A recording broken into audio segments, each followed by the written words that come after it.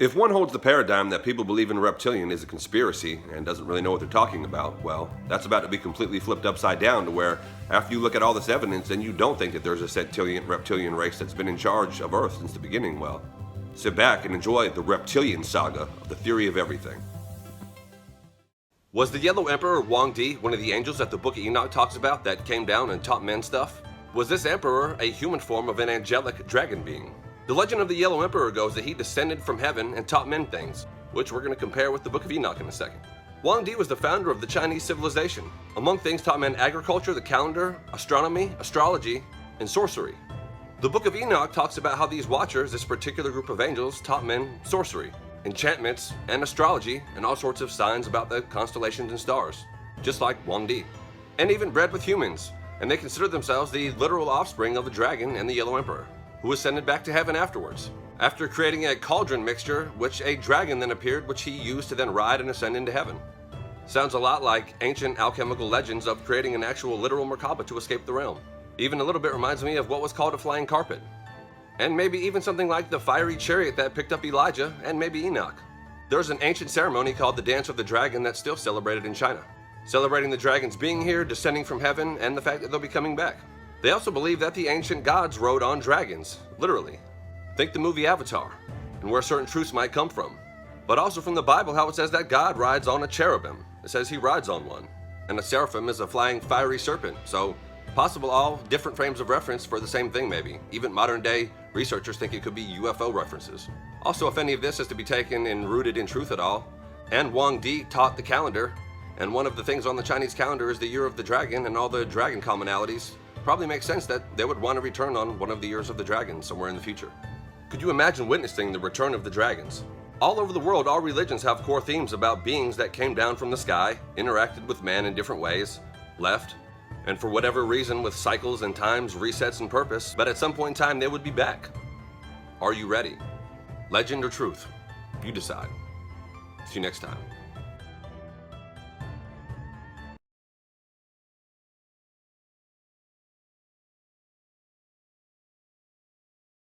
So, there's no evidence reptilians are real, right? Just some stupid modern day conspiracy with no evidence. It's not like every culture has documented this all throughout history. Well, there is. The India Sarpa/Sarbine reptile people, Nagas in Sanskrit.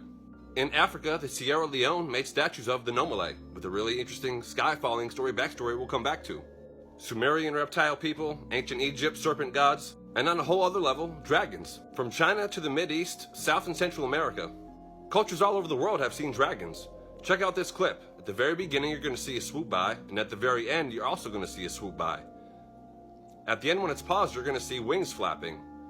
It's not fake. This could be some dragon footage that was captured during this recent eclipse. Dragon rabbit hole before we tie this back into sentient serpent beings.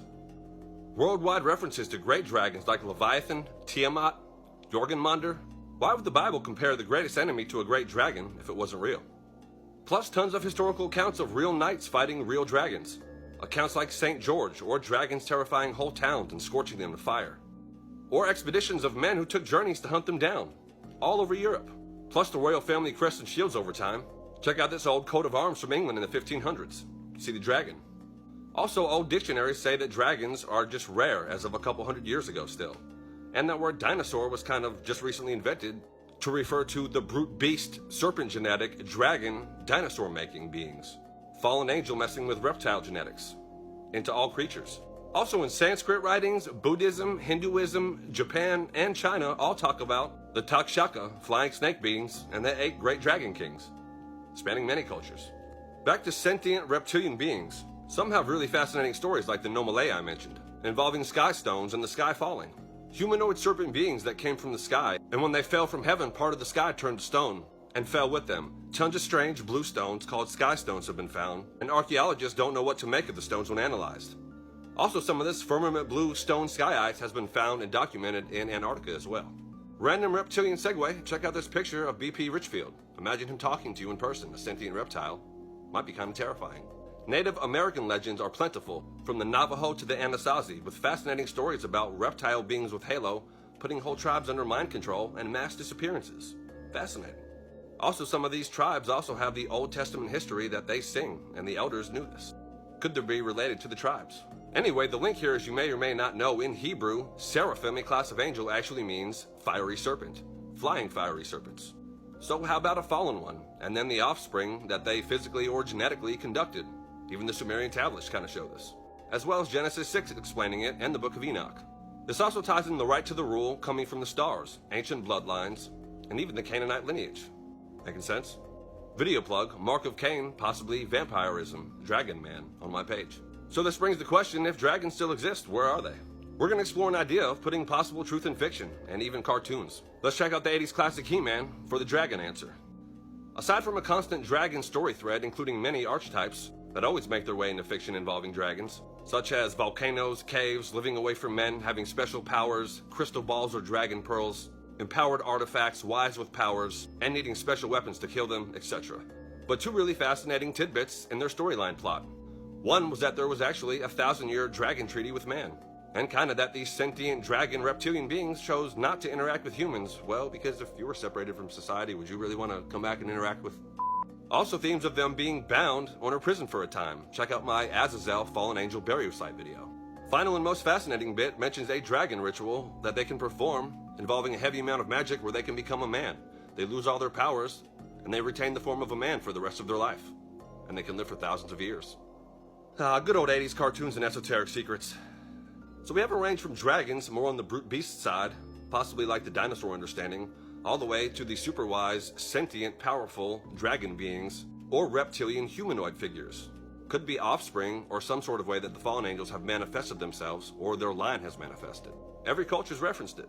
Also, the inference is that the original seraphim, the unfallen ones, are still fiery serpent type of beings. The whole Bible is a story of two bloodlines, one of them being the seed of the serpent, a serpentine reptilian bloodline. Adding data from mass UFO experiences and modern-day researchers like David Icke, rumors of the royal family, celebrities, etc. Commonalities include shapeshifting, which the Bible mentions Lucifer can do and appears an angel of light, and also some sort of frequency manipulation that somehow manipulates the visual cortex of humans and makes them sort of see what they want them to see. Some sort of simulated deceptive veil. Also mind-controlled jewelry with tech from fallen angels. Demon-infused or special technology infused into rings that manipulate the mental field of people around them and make it easier for them to persuade them. Some weird Masonic rings are even rumored to have this effect. Exert a supernatural influence and perpetuate some sort of illusion and mental control. Could this ancient bloodline still be active behind the scenes, underground calling the shots, influencing humanity? And how does the mystery of very rare blood types and the Rh negative scale and even other rare blood types play into all this? Seeing how every culture has documented this, and it's in tons of religious texts, and even modern day research and accounts, but it's probably just all made up. You know what, maybe this conspiracy actually isn't all that. It's all good, remember there is a happy ending. The book of Isaiah talks about the twisting serpent, the Leviathan, being defeated, and the book of Revelation talks about that great dragon, Satan, being defeated by the blood of the Lamb, Jesus Christ, and by the word of your testimony. Keep fighting the good fight, and stick around for what all this has to do with some of the deepest secrets of alchemy. See you next time.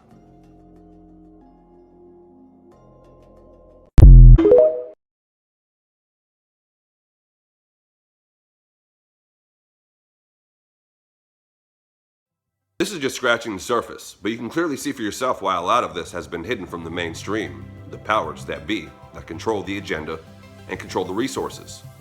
As you can clearly see, every culture references all of these things and these beings.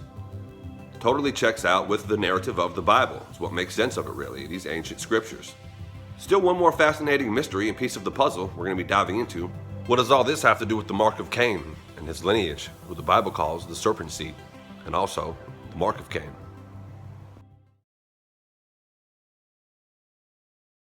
What was the mark that God put on Cain? The Mark of Cain, dragon men, vampires, and the serpent seed coming up. I present to you a wild theory, not meant to be theology, but lots of interesting patterns and tie-ins here. Dragons are worshipped all over the world, and the constellation Draco is also known as Dracu in some cultures. So the word Dracula actually means dragon man, is known for fangs, bloodlust, extended lifespan, being a creature of the night, and cold-blooded. The punishment for Cain was twofold. He was driven from the face of the earth, and he was given a mark, also being told to wander. Were fangs and vampirism the mark of Cain? Let's dive deep. Vampires are known for having fangs and bloodlust. Cain was a murderer. He took the life and the blood of another.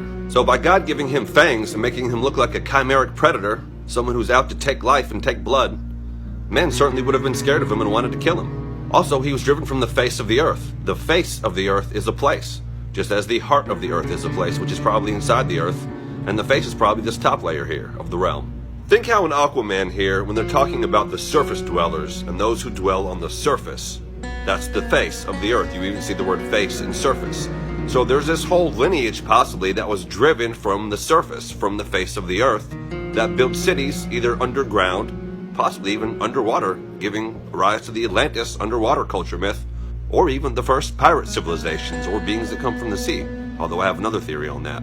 Vampires are known for being creatures of the night. They're driven from the face of the earth during the day because they can't be in the sun, so they have to come out during the night. Living in caves or inside like a city, needing lights. Interestingly enough, the origin of the city builders are Cain and Cain's lineage. The first city was named Enoch.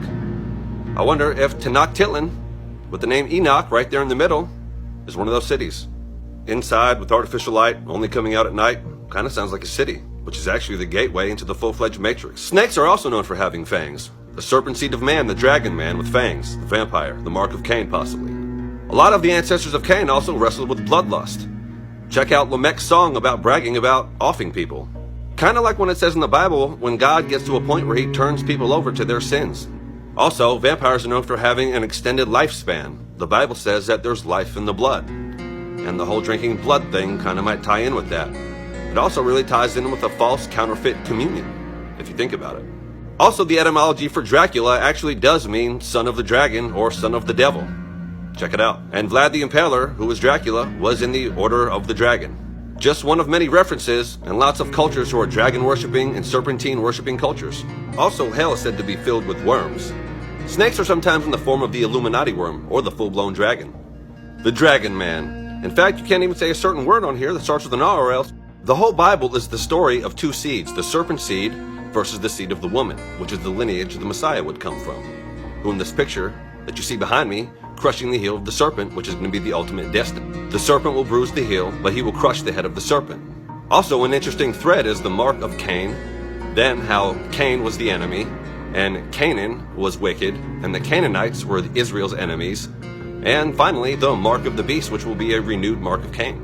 Future video plug on the mark of the beast. So after thinking about this, when I looked it up, this theory actually exists, and exists in lore, such as Legacy of Cain Defiance, and Vampire the Masquerade, which all have the common thread of the Nosferatu being Cain, or the devil, or the son of the devil, the whole serpent seed pattern. Perhaps some of the elite are the serpent seed, have breakaway civilizations, live extended lifespans, are in charge of lots of things, have cities elsewhere, ingest certain things to have extended lifespans, and have relationships with off-world entities. More mysteries to ponder. See you next time on The Savage Truth.